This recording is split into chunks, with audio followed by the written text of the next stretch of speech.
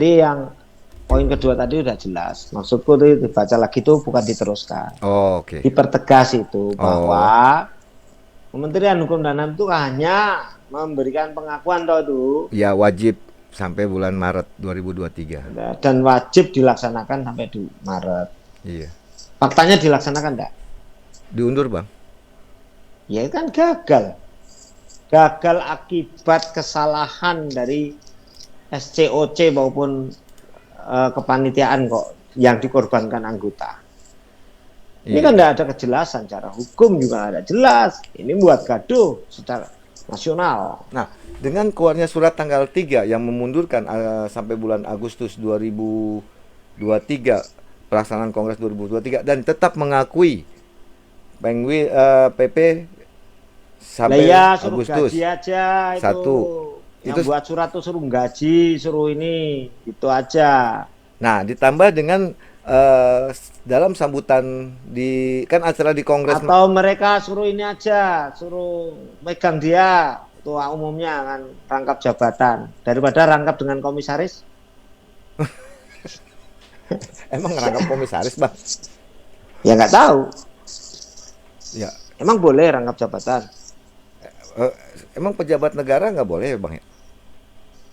Ya nggak boleh lah aturannya di Undang-Undang ASN. Walaupun Notaris juga nggak boleh kan? Pasal 17, tapi sebelum pasal 17 kan sudah ditegaskan di pasal 4.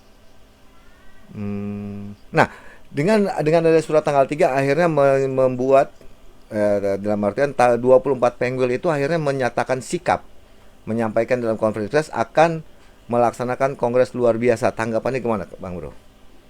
Loh, kalau saya sejak awal itu hanya hanya satu jalan. Untuk kan wawancara saya sejak awal kan gitu, untuk mengesahkan supaya nanti tidak ada gugatan-gugatan di pengadilan supaya ini KLB dulu. Sejak awal kan gitu. Iya, betul. Bahkan Pernah kita ketika wawancara. dia daripada rembuk nasional, karena gini teman-teman itu sukanya kompromi. Saya tuh paling nggak suka melanggaran aturan itu dilakukan dengan cara kompromi. Pelanggaran kok kompromi gimana sih? Pelanggaran ADART kok kompromi kok untuk melanggar gimana? Makanya saya nggak setuju rembuk nasional apa, malah diteges-tegesin apa ADART tidak gunakan lagi. Emang lo siapa? Gitu. Tapi kan itu disampaikan, Pembina Bang. pengawas kok malah seperti itu tuh gimana? Ini nggak menjaga perasaan para notaris se-Indonesia. Harusnya jadi bapak itu yang baik, jadi bapak yang baik, bijaksana, yang arif. Oh iya, ini kan gitu loh. Saya sebagai orang akademisi juga itu merasa hal-hal yang seperti itu merasa tercidrai idealisme kita sebagai seorang akademisi itu kan merasa kita itu kayak dibodohin gitu. Ya kan enggak boleh, apalagi sudah melanggar, masih ibarat kata, mohon maaf ya kalau proses sidangnya Sambo sudah membunuh, yang dibunuh masih direkayasa memperkosa. Ini kan keterlaluan sekali gitu loh. Udah melanggar undang-undang anggaran dasar rumah tangga tidak dianggap lagi, anggaran enggak dianggap karena kan salahmu sendiri sudah nyerahkan ke kami misalkan gitu. Iya, itu kan dalam sambutannya. Dalam sambutannya kan karena Cilegon gagal untuk kongres, makanya dirubah menjadi seminar nasional. Dan dalam sambutannya itu kan disampaikan Nggak urusan seperti kalau itu. Dia mau seminar nasional mau ini ya pinter-pinter dia. Ya kalau saya nggak melarang. Iya, kan bukan kalau nggak rugi dong. Bukan Semnasnya, Bang. Dalam Semnas itu kan disampaikan dalam sambutan itu yaitu tadi. Oh, disampaikan. Disampaikan bahwa dan itu pun disebarluaskan viral bahwa berdasarkan rembuk nasional sudah menyerahkan ke Kumham, maka Kumham tidak akan menyampingkan ADART. Itulah orang nggak paham itu kan seperti itu. Menyampingkan itu kan nggak paham. Namanya dia itu merasa berkuasa, merasa memiliki otoritas sehingga berlaku otoriter. Ya. Coba kita bukan gini loh, pemimpin itu kan minimal ada 3 syarat seorang pemimpin itu. Dia punya sense of psychologis humanity, paham terhadap ini. Oke. Psikologisnya para notaris, ya, punya sense of sociality, ya, peka terhadap organisasi yang anggotanya sudah ribuan, bahkan puluhan ribu, 20, bahkan hampir 20.000. Kalau nggak salah itu datanya walaupun baru 19.000, tapi kalau melihat dari data BPN kan beda. BPN kan malah datanya lebih akurat, lebih dari 20.000. Iya. BPN lebih akurat datanya. AHU, Kementerian Hukum dan HAM. Aku 19 sekian. Oh gitu. Aku udah baca itu. Oh beda ya? 19.000. Beda. Tapi kan nggak semua PPAT itu notaris, Kang. Iya, tapi cara pendataannya itu Oke. karena kalau cara pendataannya di BPN itu sekarang mulai tertib, mulai lebih bagus pendataannya. Karena kita itu kan sudah ya kalau ini bukan salah aku secara kesadarannya para anggotanya itu. Tapi pada dasarnya ini data aja belum selesai, makanya di tulisan saya itu. Kalau mau e-voting itu bagus, teknologi itu bagus didewa-dewakan, tapi harus ingat, datamu dibenahi dulu. Nah itu kan disampaikan juga. Disampaikan di sambutan e-voting tidak dapat ditawar-tawar. Regulasinya dibenahi. Kamu baca nggak tulisanku? Baca. Iya, itu ada 5 poin atau 4 poin itu setidaknya itu. Nah, dibenahi dulu regulasinya.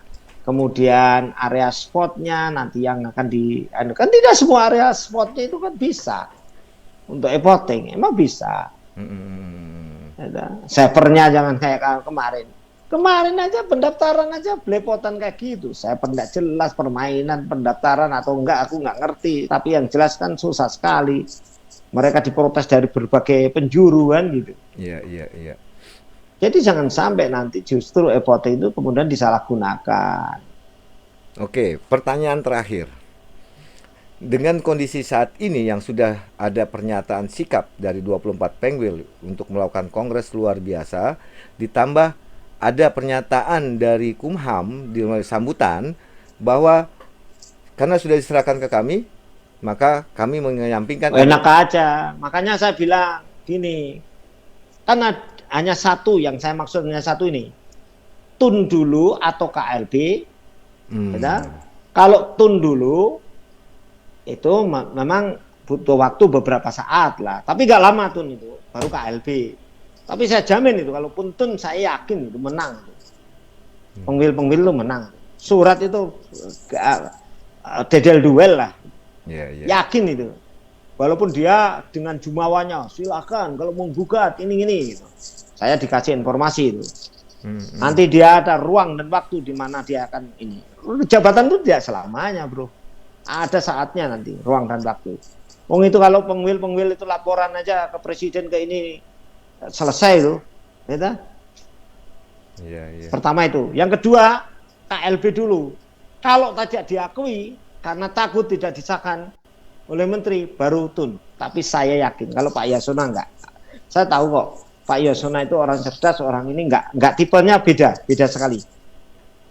Pak Yasona itu enggak, orangnya sangat bijak, enggak gerusak-gerusu enggak gitu. Jadi enggak usah takut. Kalau KLB aja dulu. Yang penting sesuai aturan ya.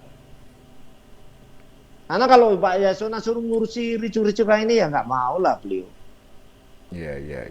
Tapi kalau nanti ini KLB, hasil KLB jelas, kan nanti semuanya ditata, bila perlu ulang, diulang lagi pencalonannya. Kocok ulang gitu. Jadi disesuaikan lah. Kalau anggaran dasar rumah tangga kan jelas, pelanggar itu sudah nggak boleh masuk. Kalau masuk nanti dia konflik interestnya tinggi. Iya. Ditata ulang gitu kan. Yang penting sesuai aturan. Nah nanti setelah itu baru dilaporkan langsung ke menteri. Kalau sudah seperti ini saya udah nggak percaya, sama Ahu pun saya nggak percaya. Nah, ini ada dari tanggapan nih sebelum saya tutup. Dari pemirsa, Prof, kira-kira 24 Penguil berani tidak gugat Tun?